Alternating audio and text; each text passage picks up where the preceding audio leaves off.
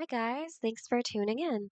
In this video, let's learn how to filter blog posts, something you'll find handy if in case you're looking for blog posts that belong to a specific category or tag so you can easily find what you're looking for.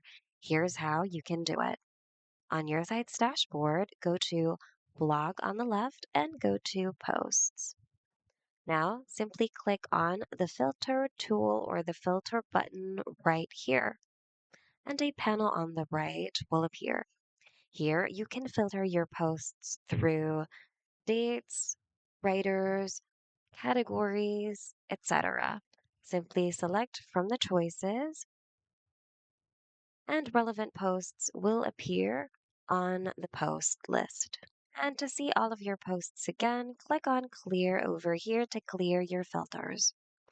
You can also use the search bar here to quickly get to the post you need, just as long as you know the exact title or name of that post, or even keywords will do. And that's all for today. That's how to quickly find what you're looking for by utilizing the filter tool and the search tool. That's all for today. Hope this video was helpful.